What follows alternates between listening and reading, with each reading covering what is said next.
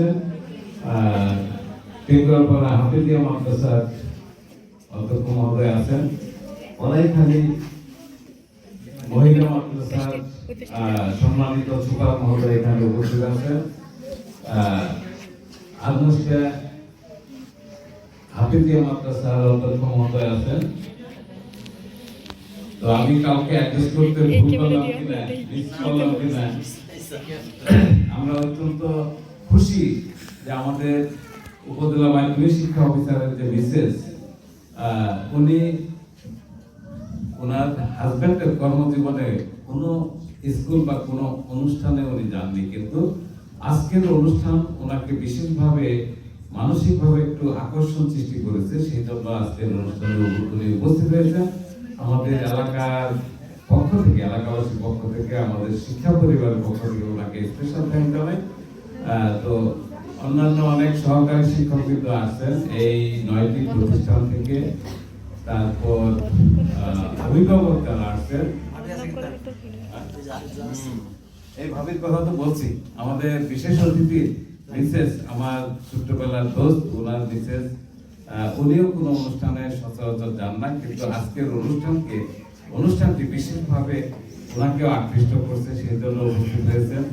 আমাদের শিক্ষা পরিবারের সবার পক্ষ থেকে ওনার প্রতি কৃতজ্ঞতা জানাচ্ছি, ধন্যবাদ জানাচ্ছি। আমাদের সম্মানিত অভিভাবকবৃন্দ আছেন এখানে, আমার এলাকার মানুষ, অনেকের সাথে পরিচয় আছে, অনেকের সাথে নাই, দীর্ঘদিন দেখা হয় না। তারপরে প্রিয় শিক্ষার্থীবৃন্দ, মেধাবী শিক্ষার্থীবৃন্দ, অনেক অনেক শুভেচ্ছা সবার জন্য। আসসালামু আলাইকুম।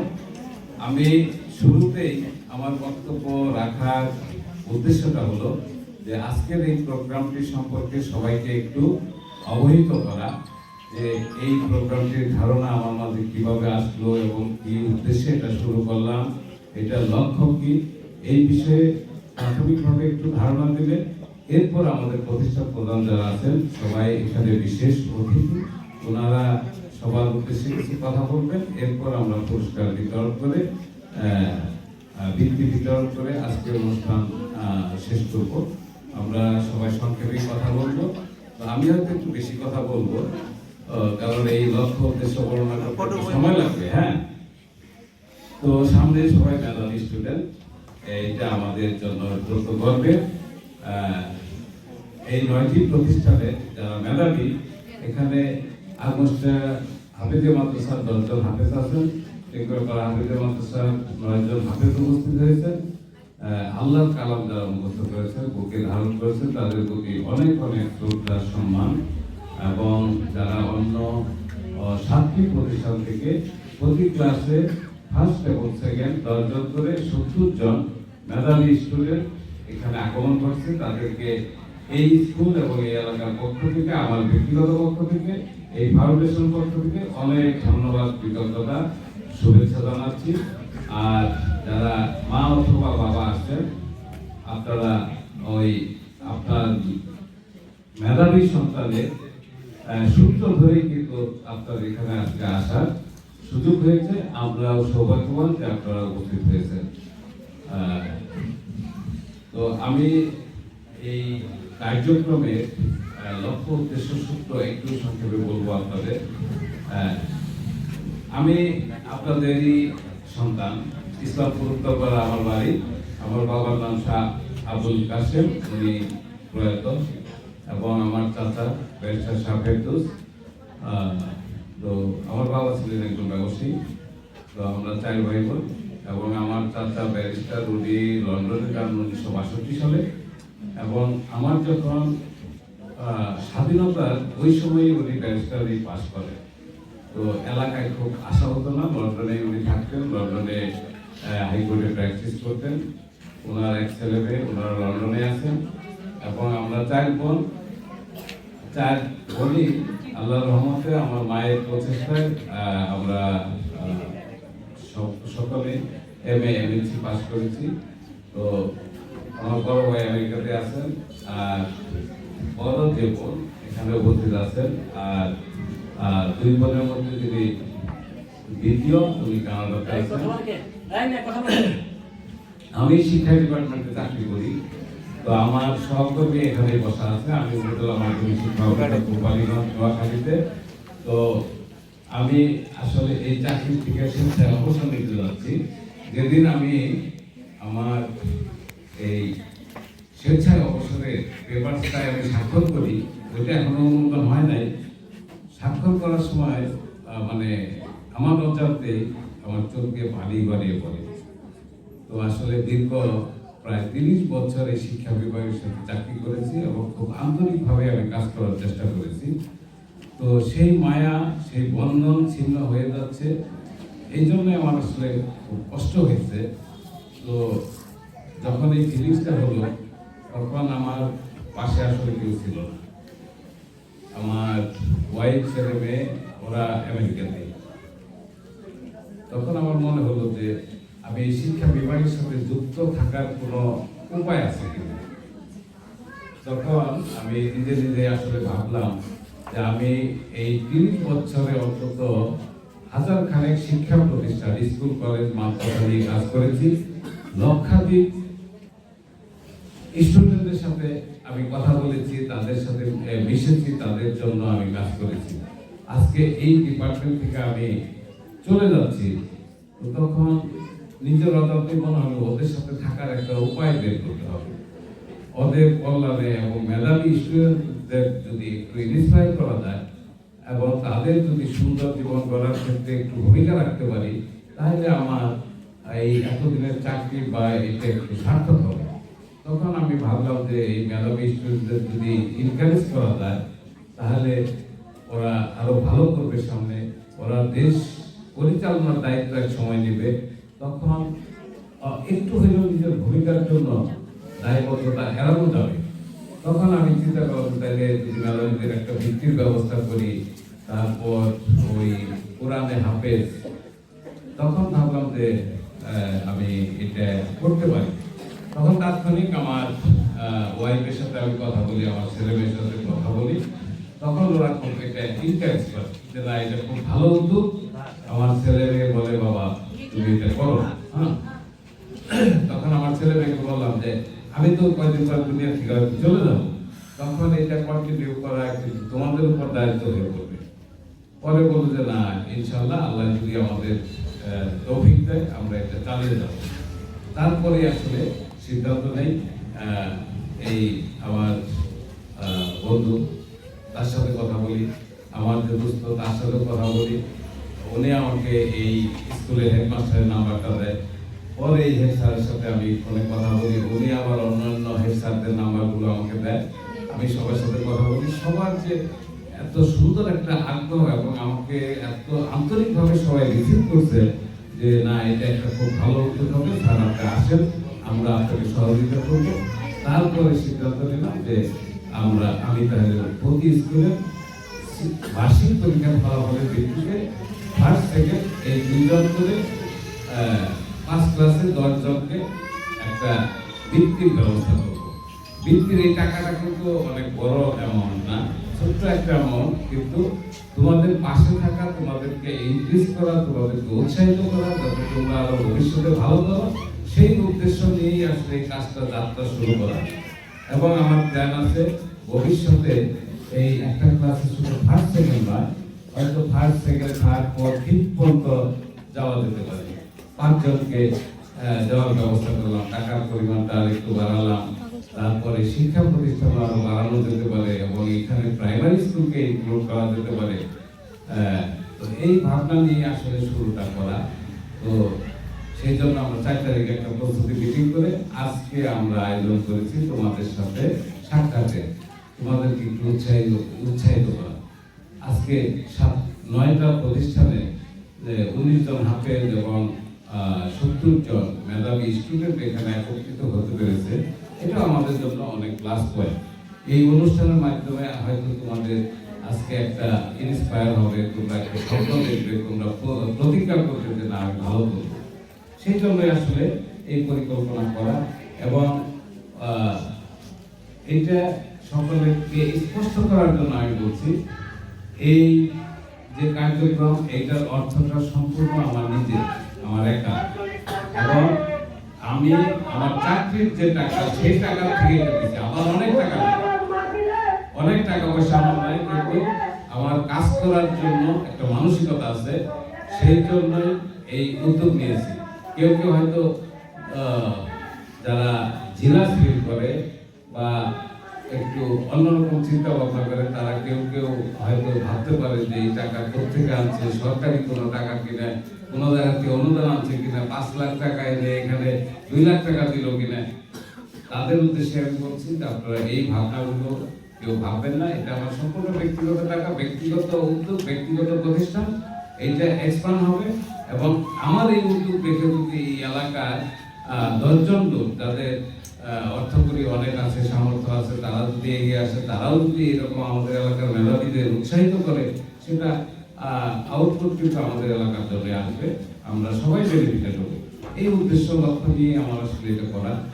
তো যেহেতু সব মেধাবী স্টুডেন্ট এখানে, স্টুডেন্টদের উদ্দেশ্যে আমি কয়েকটা কথা বলবো। শিক্ষার বিকল্প কিন্তু শুধুই শিক্ষা, শিক্ষার বিকল্প অন্য কিছু নেই। অর্থ দিয়ে কোনোদিন শিক্ষা এগুলো মাপকাঠি করা যায় না। আমি একটা ঘটনা বলি, আমি শরীয়তপুরে যখন চাকরি করতাম, ওইখানে একজন এমপি ক্যান্ডিডেট ছিল, মোবারক হোসেন শিকদার। উনি একজন কথায় কথায় বলতেছিল যে তার কেরিয়াতে 2টা ইন্ডাস্ট্রি আছে, গার্মেন্টস ইন্ডাস্ট্রি, বাংলাদেশে 2টা গার্মেন্টস ইন্ডাস্ট্রি আছে। সে বলতেছিল যে আমার কোটি কোটি টাকা আছে, কিন্তু আমি এই টাকা দিয়ে, সে বিয়ে পাশে এখন বললো যে আমি কোটি কোটি টাকা দিয়ে আপনার চেয়ারটা কিন্তু আমি কিনতে পারবো না, আপনার চেয়ারটা আমি কিনতে পারবো না। টাকার বিনিময়ে চেয়ার, এই সরকারি একটা পদ, একটা চেয়ার, যে মাধ্যমিক শিক্ষা অফিসারের চেয়ার, কোটি টাকা দিয়ে এটা কেনা যায় না। ওর চাইতে সুন্দর একটা চেয়ার তুমি বানাইতে পারবে, ডেকোরেশন করে, ডিজাইন করে, অনেক দামি চেয়ার, কিন্তু ওই পদের জন্য যে চেয়ার নির্ধারিত, পদের চেয়ারটা, সেটা টাকা দিয়ে কেনা যায় না। তুমি মেধাবী, আজকে এখানে আসতে পেরেছো তোমার মেধার যোগ্যতায়, তুমি পরীক্ষা দিয়েছো, ফার্স্ট হয়েছো, সেকেন্ড হয়েছো, স্কুল থেকে সরাসরি তোমার নামটা এখানে চলে আসছে। তুমি মেধাবী না হলে তো মেধার মূল্যায়ন আছে। আর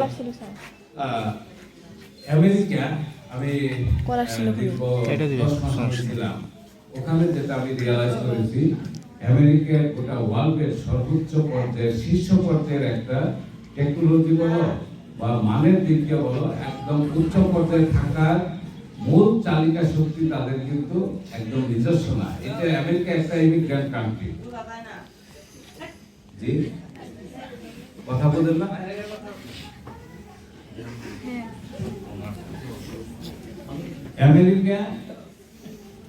আমেরিকার শীর্ষ পর্যায়ের একটা উন্নত দেশ। সেই দেশে এই উন্নয়নের শীর্ষ পর্যায়ে যাওয়া, তাদের মূল পাওয়ার হলো তাদের মেধা, এবং তারা গোটা ওয়ার্ল্ড থেকে তারা মেধা ক্রয় করে, ব্রেন মেধা তারা আমদানি করে। এই মেধাবীদের তারা ওখানে আশ্রয় দেয়, সুযোগ দেয়, সুবিধা দেয়, দিয়ে তার মেধার মাধ্যমে যে আউটপুট আসে সেইটা তারা ব্যবহার করে তারা ওয়ার্ল্ডের শীর্ষ পর্যায়ে আসবে।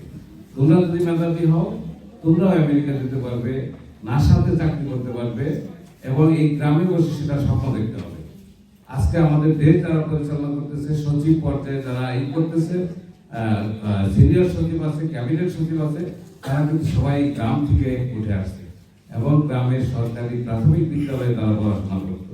তারা কোনো কিন্ডারগার্টেনে, কোনো ইংলিশ মিডিয়াম পড়তো না। তারা কিন্তু দেশের নীতি নির্ধারণী সব করতে পারতেছে। সেই জন্য তোমাদের বুকে স্বপ্ন রাখতে হবে যে আমরাও পারবো, আমাদের দ্বারা সম্ভব। তোমাদের মতো ছেলেমেয়েরাই আজকে অনেক ভালো ভালো পর্যায়ে যায়। সেদিন আমার একটা ইউনিভার্সিটি লেভেলের ফ্রেন্ড, ওর মেয়েটা সে ঢাকা ইউনিভার্সিটিতে মাইক্রোবায়োলজিতে সে চান্স পেয়েছে। মাইক্রোবায়োলজি অনার্স কমপ্লিট করার পরে সে আমেরিকাতে সে নিজে অ্যাপ্লাই করছে। সে ওইখানে ফুল স্কলারশিপ নিয়ে ওইখানে চলে গেছে। মেধার মূল্যায়ন হলো সবচেয়ে বেশি এখানে। যদি আমি বলি, সে আমার মেয়ের মতো, কিন্তু সে দেখতেও অত সুশ্রী সুন্দরী না, এবং শর্ট, তাকে দেখলে তোমাদের অনেকেরই পছন্দ হবে না, কিন্তু তার মূল্যায়ন হয়েছে এখানে কোয়ালিটি। আমেরিকান গভর্নমেন্ট তাকে ফুল স্কলারশিপ দিয়ে ওখানে নিয়ে গেছে, রিসার্চ করতেছে। দেখা যাবে রিসার্চ করার পরে ভালো যখন রেজাল্ট পাবে তারা, তারা ওই দেশ থেকে তাদের আর আসতে দিবে না।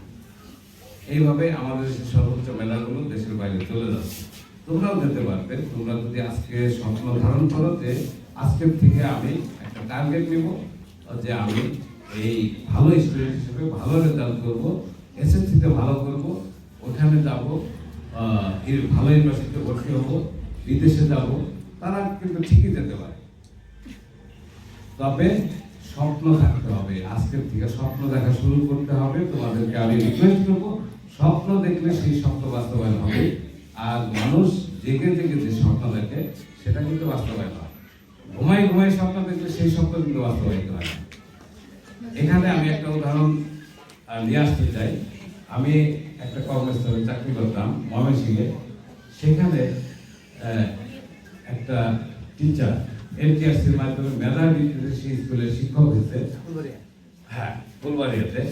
তখন তাকে আমি বললাম যে আপনি যে শিক্ষক হবে এইটা কি কখনো ভাবছেন? হ্যাঁ স্যার, আমি স্বপ্ন দেখতাম। স্বপ্ন কখন দেখলেন? আমি যখন হাই স্কুলে প্রথম ক্লাসে আসি, ক্লাস 6-এ, সেই দিন থেকে আমার মধ্যে স্বপ্নের উদ্রেক হয়েছে যে আমি বড় হয়ে একজন শিক্ষিকা হব। আমি বললাম যে তাহলে আপনার স্বপ্নের কথাটা একটু বলেন, কাকে আপনি অনুকরণ করছেন? পরে সে বললো যে আমার এক ম্যাডাম ছিল, যখন ক্লাস 6-এ প্রথম উনি স্টাইলি শিক্ষক হিসেবে আসে, ওনাকে দেখে আমার খুব ভালো লাগছে। উনি অনেক স্মার্ট, ক্লাসে ঢুকে পড়াচ্ছে, ব্ল্যাকবোর্ডে লিখতেছে, অনেক সুন্দর সাজুগুজু করে আসছে, সুন্দর করে শাড়ি পরছে। সেদিন আমার ভিতরে একটা স্বপ্ন জাগ্রত হয় যে আমি বড় হয়ে শিক্ষক হব। তো আমি বললাম যে আপনার সেই মডেল শিক্ষিকা কে? পরে বললো যে আমার পাশেই বসে আছে আমার সেই ম্যাডাম। হ্যাঁ, তো এটা আসলে খুব ভালো লাগছে যে স্বপ্ন দেখলে স্বপ্ন বাস্তবায়ন হবে। আর অভিভাবকের উদ্দেশ্যে আমি একটু কথা বলতে চাই। অভিভাবক এখানে কে কে আছে? একটু হাত উঠাবেন। তো মায়েরাও আছে, বাবারাও আছে, তাই না? তো আপনাদেরকে ধন্যবাদ জানাই, আপনারা আজকে আসছেন, কিন্তু আপনার এই আশার সিঁড়ি কিন্তু তৈরি করছে আপনার সন্তান, আপনার মেধাবী সন্তান। এই মেধাবী সন্তানকে মূল্যায়ন করতে হবে, ও আপনার মুখ আরো উজ্জ্বল করবে। এই অনুষ্ঠানে আপনারা আসছেন, আপনার আমি ধন্যবাদ জানাই ব্যক্তিগত পক্ষ থেকে। আর একজন মা এবং বাবা নিঃস্বার্থভাবে পৃথিবীতে যদি কেউ কোনো মানুষকে ভালোবাসে, সে হলো বাবা মা। সেই মানুষটি হলেন আপনি। তো আপনি মনে প্রাণে চান পৃথিবীর সেরা সন্তান, সেরা যোগ্যতা নিয়ে আপনার সন্তান মানুষ হোক, তাই না? এটা সব বাবা মাই চায়। কিন্তু এখানে আমরা আমাদের যে প্রক্রিয়াগত দিক, দায়িত্ব পালনের যে জায়গাগুলো, সেইখানে সঠিকভাবে যদি কেউ দায়িত্ব পালন করে তাহলে আপনার সন্তান ভালো করবেই।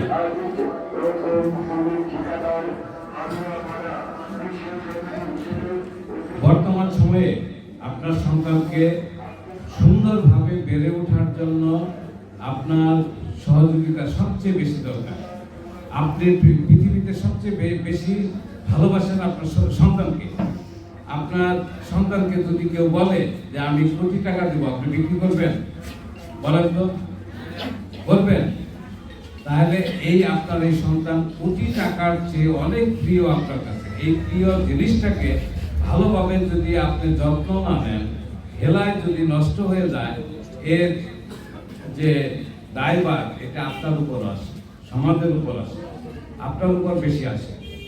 আপনি যদি তার ভালোই চান, বড় হবে, অনেক বড় হবে, আপনি একসময় চলে যাবেন, সমস্ত সম্পদ রেখে আপনি দুনিয়ার থেকে বিদায় হবে, আর এই সন্তান বেড়ে উঠবে। এই সন্তান যদি সঠিকভাবে বেড়ে উঠে, ভালো মানুষ হয়, মানবিক মানুষ হয়, নৈতিক মূল্যবোধে সে বেড়ে উঠে, তাহলে আপনার মর্যাদা বাড়বে। আপনি চলে গেলেও আপনার নাম তার কাছে থাকবে। অনেকে আছে শুধু টাকা জমায়, সন্তানের পিছনে খরচ করে না। আমি বলবো আপনার কোটি কোটি টাকা আপনি জমায় রাখবেন, সেই টাকা নষ্ট করার জন্য বিপদগামী একজন সন্তানই যথেষ্ট।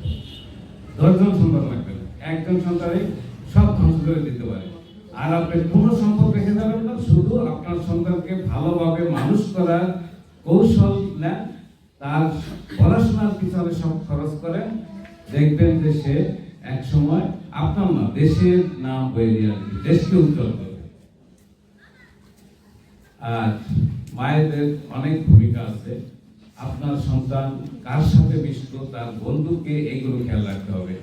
সন্তানকে আপনার কাছে কাছে রাখতে হবে। আর মোবাইলের যুগে অনেক সন্তান আছে, দেখবেন ছোট বাচ্চারা মা বাবা অনেকক্ষণ মোবাইলে কথা বললে এটা পছন্দ করে না। সন্তান যেটা পছন্দ না করবে সেটা অ্যাভয়েড করা উচিত। আর কোনো কোনো গার্জিয়ান আছে যে তার একদম পাওনাদার ফোন করলো, তো কি তার সন্তানের হাতে ফোন দিয়ে বলে যে তুমি ফোনটা ধরে বলো যে আমার বাবা বাড়ি নেই। আপনি যখন আপনার সন্তানকে দিয়ে একটা মিথ্যা কথা বলানো শুরু করলেন, এই সন্তান আপনার সাথেও কয়েকদিন পরে মিথ্যা বলবে না? বলবে। এই জন্য সর্বদা সত্য কথা বলতে হবে। আমি স্টুডেন্টদের উদ্দেশ্যে বলছি, সকল সময় সত্যের মধ্যে থাকতে হবে, সত্য কথা বলতে হবে, কোনো সময় মিথ্যার আশ্রয় নেওয়া যাবে। তাহলে একটা মিথ্যাকে এস্টাবলিশ করার জন্য 10টা মিথ্যা বলতে হয়। আর শিক্ষার্থীদের উদ্দেশ্যে আরেকটা কথা বলবো, আজকের থেকে তোমরা একটা জিনিস মন করবে, প্রতিদিন ভালো ভালো একটা কাজ করার চেষ্টা করবে এবং সেটা ডায়েরিতে লিখে রাখবে। তাহলে তোমার মধ্যে ভালো কাজ করার অপার সৃষ্টি হবে। ভালো ভালো কোন কাজটা করলাম, আজকে ধরো আসার সময় একজন বৃদ্ধ লোক চোখে দেখে না, ঠিক মতো রাস্তা পার হইতে পারতেছে না, তাকে তুমি হাত ধরে একটু রাস্তা পার করে দিলে, এটা একটা ভালো কাজ। এইটা তোমার ডায়েরিতে লিখে রাখো। তুমি ক্লাসে তোমার টিফিন নিয়ে আসছো, তোমার এক বান্ধবী হয়তো ক্লাসে টিফিন নিয়ে আসতে পারে না, তার মা হয়তো অসুস্থ বা আর্থিক দিক দিয়ে তারা অত সচ্ছল না, তুমি টিফিনটা শেয়ার করে খাও দুইজনে, সেও অনেক খুশি হবে, সে তোমার ভালো একজন বন্ধু হবে, তোমার বিপদের সময় চলে আসবে। এবং তুমি যে ভাগ করে খাওয়ালে তাকে, এই যে নৈতিক মূল্যবোধ বা মানবিক গুণাবলী, এইটা সম্প্রসারিত হবে। তোমার এই জিনিসটা আরেকজনে শিখবে। আর অভিভাবক আপনার সন্তানকে সবসময় কাছে কাছে রাখবে। ইন্টারনেটের যুগ, তারা ইন্টারনেট ব্যবহার করে, ইন্টারনেটে অনলাইনে ঢুকে পড়াশোনা করে, কিন্তু আপনার সন্তানকে আপনি ছেড়ে দিবেন না। ইন্টারনেটে বদ্ধ ঘরের মধ্যে সে বসে ইন্টারনেট ব্যবহার করতেছে, এটা কখনো করতে দেবেন না। ইন্টারনেট ব্যবহার করবে আপনার পাশে বসে, বলবেন যে বাবা তুমি আমার পাশে বসে ইন্টারনেট ব্যবহার করো, অনলাইনে পড়াশোনা করো, সব করো। তো একটা এই পর্যন্ত আপনার নিয়ন্ত্রণে রাখেন, সে ভালো পথে যখন আগাবে, ভালো পথ থেকে কখনো সে বিচ্যুত হবে না। আর সন্তানের পাশে থাকলে যে সুবিধাগুলো হয়, আপনার সাথে সব শেয়ার করবে। একজন ছাত্রছাত্রীর বয়স সন্ধিকাল হলো সবচেয়ে ইম্পর্টেন্ট একটা সময়। এই সময় যদি আপনার সাথে বন্ধুর মতো থাকে, দেখবেন যে সে অবশ্যই ভালো করবে।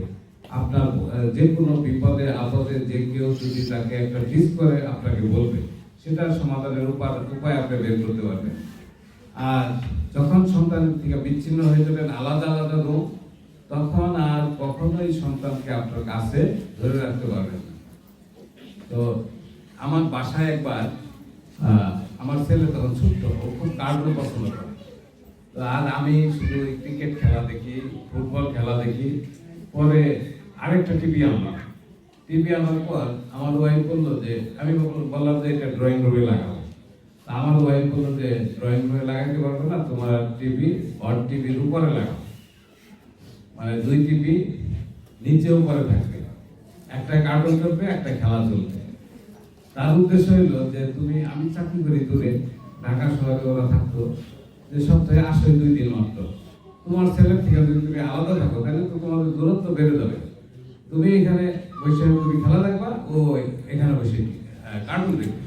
তখন দেখলাম যে না, আসলে সঠিক কথাটা। তখন আমি বসে খেলা দেখি, ও আমার ছেলে বসে কার্টুন দেখে। তো এইভাবে কিছু কিছু পলিটিক করে এই করে প্রত্যেকের সন্তানকে কাছে রাখতে হবে, তাদেরকে সঠিক পথে পরিচালিত করতে হবে। আর শিক্ষকদের, আমার সম্মানিত প্রধান শিক্ষক যারা আছেন, সকলের উদ্দেশ্যে আমি বলবো, আপনাদের যখন শ্রেণীকক্ষে একজন শিক্ষক পড়ায়, সামনে যদি 100 জন স্টুডেন্ট থাকে, তাদের 200টা চোখ কিন্তু তাকে দেখে স্বপ্ন দেখে এবং তাকে আইডল মনে করে। সেইভাবেই শিক্ষার্থীদের পরিচালনা করা উচিত। অনেক সময় অনেক স্যার দেখা যায় সামনে আমার মতো দাঁড়ায় দাঁড়ায় কথা বলতেছে, শুধু সামনে যে শিক্ষার্থী আছে তাদের নাম ধরে ডাকে, তাদেরকে খুব ভালোবাসে, পিছনের সারিতে যারা, তারা ভাবে যে স্যার তো আমাদের নামই জানে না, আমাদেরকে ভালোবাসে না, আমাদের পড়া জিজ্ঞেস করে না, আমাদের খোঁজ রাখে না, আমরা একটা স্কুলে যদি অ্যাবসেন্ট থাকি সেটাও কোনোদিন জিজ্ঞেস করে না যে তুই আমাকে আসিসনি কেন। এই জন্য শিক্ষকের উচিত মুখ করে সকল শিক্ষার্থীর নাম জানা। আমি যেখানে যাইতাম ওই স্কুলে শিক্ষকদের বলতাম যে আপনার ক্লাসের সব শিক্ষার্থীর নাম আপনি জানেন? কারণ যখন একজন শিক্ষক শিক্ষার্থীর নাম ধরে ডাকবে তখন কিন্তু সে শিক্ষার্থী মনে করে যে স্যার আমাকে অনেক ভালোবাসে, আমার নাম জানে, আমাকে নাম ধরে ডাকে, এবং সে এই কারণে সে প্রতিদিন স্কুলে আসার চেষ্টা করবে এবং ওই স্যারের ক্লাস করার চেষ্টা করবে। তো বিভিন্ন টেকনিক করে আসলে ক্লাস পরিচালনা করতে হয় যাতে সবাই এগিয়ে যায়, আর একটা ক্লাসে সবাই ফার্স্ট হয় না, একজন হয়, তাই না? তো আমি স্যারদেরকে বলবো আপনাদের দেখে যে স্বপ্নটা বাচ্চারা দেখার চেষ্টা করে ওদেরকে স্বপ্ন দেখাতে হবে, ওদেরকে এগিয়ে নিয়ে যাওয়ার দায়িত্ব আপনাদের। আপনারা এই শ্রেণী শিক্ষক যারা আছে তাদের নিয়ে মাঝে মাঝে বসবেন, বসে আপনারা আলোচনা করবেন যে কোন ক্লাসে কোন বিষয়ে কি সমস্যা সেটা সমাধানের চেষ্টা করলে ইনশাআল্লাহ সবার সুফল আসবে। আর আমি এই এলাকার সন্তান, আমি এই এলাকার শিক্ষার উন্নয়নে, শিক্ষার গুণগত মান উন্নয়নে, আমাদের শিক্ষার্থীর মনোবল উন্নয়নে এবং নৈতিক মূল্যবোধ ডেভেলপ করার জন্য আমি দূরে থাকলেও এই বিষয়ে আমি কাজ করব এবং এই প্রোগ্রামটা সামনে আরো বড় করবার চেষ্টা করব। আমার সহকর্মী দেলদুয়ারে আছে, আরো হয়তো আমি দোয়া করি আরো 2 বছর উনি থাকুক ভর্তিক এখানে, আর এই প্রোগ্রামটা আরো সুন্দরভাবে সামনে করার চেষ্টা করব। আর আমি যদি আমেরিকাতে চলে যাব, আমি এখানে না থাকলেও আমাদের একটা হোয়াটসঅ্যাপ গ্রুপ থাকবে, এই হেড স্যাররা সকলে এই 9টা প্রতিষ্ঠানের প্রতিষ্ঠান প্রধান এই কর্মসূচির সাথে সরাসরি জড়িত থাকবে এবং আমি উপস্থিত না থাকতে পারলেও আমার যে দোস্ত আছে জনাব মোহাম্মদ আবু আহমেদ, উনি ফিনান্সিয়াল সাইড, প্রশাসনিক সাইড সব কিছু উনি এখানে করে অনুষ্ঠানের এই প্রতিষ্ঠান প্রধানদের সাথে আলোচনা করে অনুষ্ঠানের আয়োজন করবে এবং আমার বড় বোন উনিও উপস্থিত থাকবে এবং আমি আশা করব সামনের বছরে এই প্রোগ্রামটি আরো অনেক সুন্দর হবে। এবং আমি বক্তব্য এখানে শেষ করব, সেই সাথে আমি আসলে আপনাদের সকলের কাছে দোয়া চাই যে আমার বাবা মা চাচা যারা প্রয়াত হয়েছে তাদের আত্মার জন্য একটু দোয়া করবে। আর আমাদের সম্মানিত শিক্ষকবৃন্দ, যেমন জানুক স্কুলে আমি পড়তাম, প্রত্যেকটা স্যারের চেহারা এখনো ভাসে, অনেকেই প্রয়াত হয়ে গেছেন। আমাদের বদর স্যার, বাদল স্যার, আক্কার স্যার জীবিত আছেন, হাকিম স্যার, শহীদ স্যার, আনিস স্যার, ওনারা সকলেই মারা গেছেন। তারপরে এই স্কুল যারা প্রতিষ্ঠা করছে, প্রতিষ্ঠাতা সবাই চলে গেছে। এই স্কুলের একটা ইতিহাস আছে, একজন মুক্তিযোদ্ধার নামে এই স্কুলটি হয়েছে। এই ইতিহাসগুলো আমাদের জানা দরকার। আর সকল এই 7-9টা প্রতিষ্ঠানে যারা প্রতিষ্ঠা করছে, এই প্রতিষ্ঠাতাদের জন্য আপনার মাগফিরাত কামনা করছি। আর এর সাথে আরেকটা আমি আহ্বান জানাবো, প্রতিটা স্কুলে যদি এই কাজটা করা যায়, যারা স্কুলগুলো বা মাদ্রাসা প্রতিষ্ঠা করছে তাদের একটি নাম ফলক করে সেটা যদি শহীদ মিনারের পাশে একটা ফলক নির্মাণ করা যায়, এখানে খুব বেশি খরচ হবে না, তাহলে অন্তত ভবিষ্যৎ প্রজন্ম জানবে যে এই স্কুলটা, এই মাদ্রাসাটা কে প্রতিষ্ঠা করছে। ওনাদের মৃত্যুবার্ষিকীতে হয়তো একটা দোয়ার ব্যবস্থা করা যেতে পারে ওনাদের উদ্দেশ্যে। তো আমি অনেক কথা বলে ফেললাম, মনে হয় অনেক সময় নিলাম, এর জন্য দুঃখ প্রকাশ করছি। আপনারা সবাই ভালো থাকবেন এবং তোমরা শপথ করতে হবে যে তোমরা খুব ভালোভাবে পড়াশোনা করবা, সামনে ভালো রেজাল্ট করবা। আর এসএসসি দাখিল পরীক্ষা যারা আছে তাদেরকে বলবো, তাদের অভিভাবকদের বলবো, সামনে এসএসসি পরীক্ষার আগ পর্যন্ত ওদেরকে অন্য কোনো সাংসারিক কাজ আপনারা করাবেন না।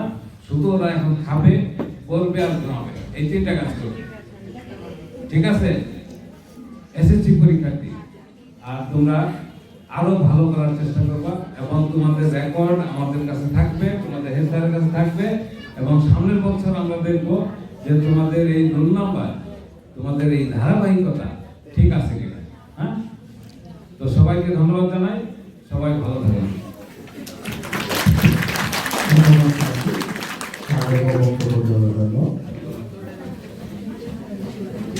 আমরা ভেবেছিলাম স্যার চলে যাবে, বৃত্তি প্রদান চালু থাকবে কিনা। স্যারের মাধ্যমে জানতে পারলাম স্যার যেখানে থাকা কেন বৃত্তি প্রোগ্রাম প্রতি বছর চলবে। আরেকটা তথ্য পেলাম যে স্যারের ছেলে এবং স্যারের ওয়াইফ দুজনেই আমাদের সাথে থাকবে সারা জীবন। আমাদের পক্ষ থেকে ৯টি প্রতিষ্ঠানের পক্ষ থেকে স্যারের ছেলেকে এবং স্যারের ওয়াইফকে করতালির মেয়ে আছে স্যার, মেয়েকে করতালির মাধ্যমে দেখাবেন না। এ পর্যায়ে স্যার যেটা বলবে আমার সাথে তার পিতা মাতা বাপকে স্বজন এবং সর্বোচ্চ যেটা স্যার গুরুত্ব দিচ্ছে তাদের স্যারদের রুহের মাগফিরাতের জন্য দোয়া পরিচালনা করার জন্য আজকে এই অনুষ্ঠানে দোয়া পরিচালনা করবেন জনাব মোহাম্মদ আব্দুল হাই, প্রিন্সিপাল হাওড়া কেন্দ্রীয় ফাজিল মাদ্রাসা। স্যারকে দোয়া পরিচালনার জন্য বিনীত অনুরোধ জানাচ্ছি।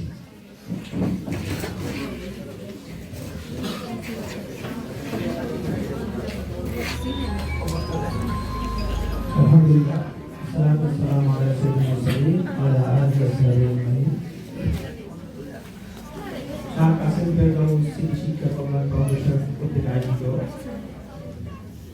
আজকের অনুষ্ঠানের সম্মানিত সভাপতি ও প্রতিষ্ঠাতা প্রেসিডেন্ট, প্রধান অতিথি, বিশেষ অতিথি সহ প্রত্যেক প্রতিষ্ঠান প্রধান এবং আমার সামনে প্রত্যেক শিক্ষা প্রতিষ্ঠান ৯টি শিক্ষা প্রতিষ্ঠান থেকে বাছাইকৃত হাজার হাজার স্টুডেন্ট থেকে বাছাইকৃত ৯৯ জন ছাত্রছাত্রী যারা মেধার স্বাক্ষর রেখে এই বছর আজকে এখানে পুরস্কার দিতে এসেছে এবং আমার সাথে উপস্থিত আছে আজকে প্রত্যেক ওই প্রতিষ্ঠানগুলোর গর্বিত প্রতিষ্ঠান প্রধান, সহকারী শিক্ষক এবং গর্বিত অভিভাবক। আমাকে দোয়ার জন্য দায়িত্ব দেওয়া হয়েছে। আসলে স্যার যে কথাগুলো বললো, ওনার যে উদ্দেশ্য দেখলাম, অনেকের কাছেই হাজার হাজার কোটি টাকা আছে কিন্তু মন নেই। আমি জানি না স্যারের সম্পদের পরিধি কতটুকু, কিন্তু ওনার মনের পরিধি দেখলাম বিশাল পাহাড়ের চেয়ে বড়।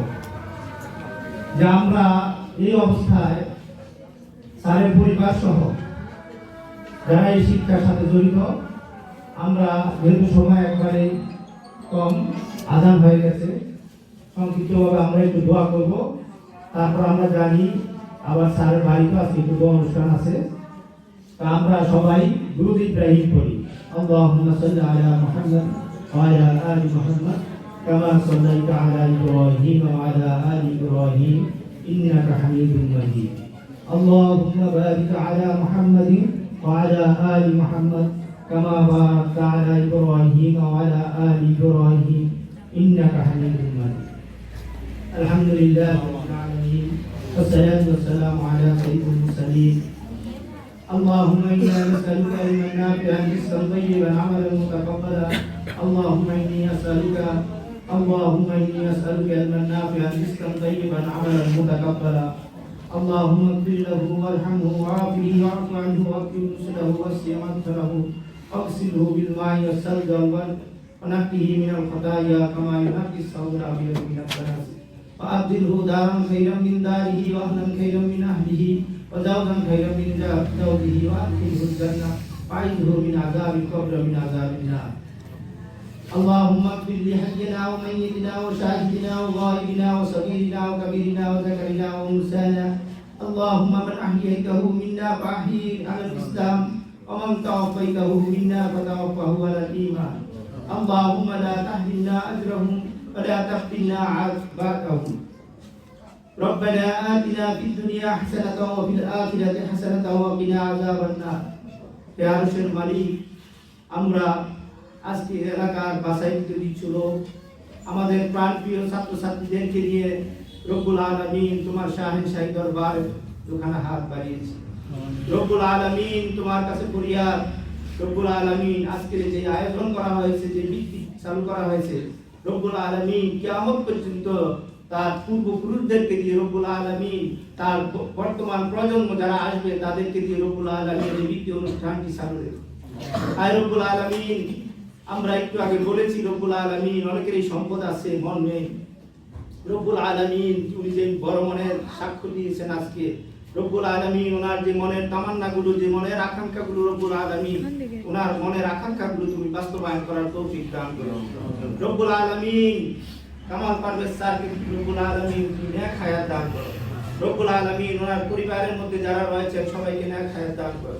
আয় রব্বুল আলামিন যারা এই দুনিয়ার সফর শেষ করে তোমার কাছে চলে গেছে, রব্বুল আলামিন ওনার বাবা শাহ আবুল কাশেম, ওনার চাচা ব্যারিস্টার ফেরদৌস, শাহ ফেরদৌস সহ ওনার বাবা মা, ওনার চাচা চাচি, আত্মীয় স্বজন যারা কবরবাসী হয়ে গেছে, রব্বুল আলামিন তুমি সবাইকে ক্ষমা করে দাও। আয় রব্বুল আলামিন তুমি সবাইকে ক্ষমা করে দাও। আয় রব্বুল আলামিন আমরা যারা হাত বাড়িয়েছি, রব্বুল আলামিন আমাদের প্রত্যেকের বাবা মাকে তুমি ক্ষমা করে দাও। আয় রব্বুল আলামিন যারা এই শিক্ষার পরিবেশ তৈরি করার জন্য তাদের সম্পদ দিয়ে, তাদের শ্রম দিয়ে, রক্ত দিয়ে, অর্থ দিয়ে রব্বুল আলামিন সারা দেশে প্রতিষ্ঠানগুলো প্রতিষ্ঠা করেছেন, কোথায় স্কুল, কোথায় কলেজ, কোথায় মাদ্রাসা, রব্বুল আলামিন তাদের সকলকে তুমি উত্তম জাযা দান করো। আয় রব্বুল আলামিন যারা জীবিত আছে তাদেরকে হায়াত বৃদ্ধি করে দাও। রব্বুল আলামিন যারা মৃত্যুবরণ করেছে, রব্বুল আলামিন তাদেরকে ভালো কাজের উসিলা রব্বুল আলামিন তাদেরকে ক্ষমা করে দিও। রব্বুল আলামিন তোমার কাছে ফরিয়াদ, রব্বুল আলামিন আজকে এখানে যে মেহমান বিন্দু এসেছেন, ওনাদের এত ব্যস্ততা থাকা সত্ত্বেও আজকে আমাদের সাথে ওনারা সময় দিয়েছেন, রব্বুল আলামিন তুমি সবাইকে কবুল করে নাও। রব্বুল আলামিন আমাদের সবাইকে জান্নাতের অধিবাসী করে নাও। রব্বুল আলামিন এই বৃত্তি ফাউন্ডেশনকে রব্বুল আলামিন কিয়ামত পর্যন্ত প্রতিষ্ঠা রেখো। রব্বুল আলামিন এই পরিবারকে আরো বেশি বেশি ভালো কাজ করার তৌফিক দান করো। সাথে সাথে আমাদেরকে রব্বুল আলামিন বেশি বেশি ভালো কাজ করার তৌফিক দান করো। আর রব্বুল আলামিন আজকে এখানে যে ছাত্রছাত্রীগুলো এসেছে, রব্বুল আলামিন তোমার কাছে দরখাস্ত, রব্বুল আলামিন তাদেরকে দেশের সুনাগরিক করে দিও। রব্বুল আলামিন তাদের প্রত্যেককে ইসলামের খাদেম করে দিও। রব্বুল আলামিন তাদের দিয়ে ভালো কল্যাণকর কাজগুলো করে। আর রব্বুল আলামিন আমরা যেন একটা সোনার দেশ তৈরি করতে পারি, রব্বুল আলামিন আমাদের সকলকে সেই তৌফিক দান করে। রব্বুল আলামিন অনুষ্ঠানে আসার পূর্বেই স্যার ব্যক্তিগতভাবে বলেছিলেন যে ওনার প্রাণপ্রিয় স্কুল জামুকি হাই স্কুল, জিয়ারত স্যার সহ বদর স্যার, বাদল স্যার সহ উনি অনেক স্যারের কথা বলেছেন। রব্বুল আলামিন ওনারা অনেকেই দুনিয়ার সফর শেষ করে ফেলেছেন, রব্বুল আলামিন আল্লাহর জিম্মায় চলে গেছে।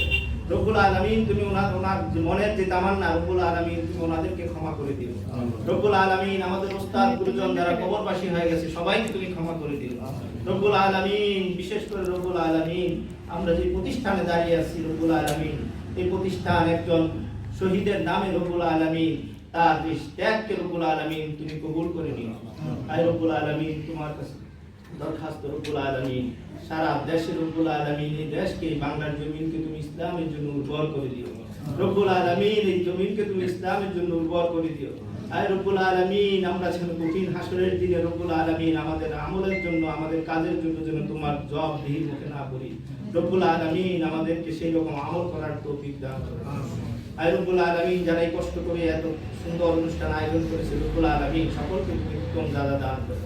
আয় রব্বুল আলামিন বিশেষ করে তোমার কাছে ফরিয়াদ, রব্বুল আলামিন কামাল পারভেজ স্যারের পরিবারকে রব্বুল আলামিন বিভিন্ন মুসিবত থেকে হেফাজত করো। রব্বুল আলামিন তিনি বাংলাদেশের চাকরি ছেড়ে দিয়ে আমেরিকাতে চলে যাচ্ছেন স্থায়ীভাবে সেখানে চাকরি করার জন্য, রব্বুল আলামিন সেখানে সকল বিপদ আপদ থেকে ওনাকে রক্ষা করো, ওনার পরিবারকে রক্ষা করো। سبحان ربك رب العزة عما يصفون وسلام على المرسلين الحمد لله رب العالمين. ধন্যবাদ বন্ধুকে মনোযোগ পরিচালনার জন্য।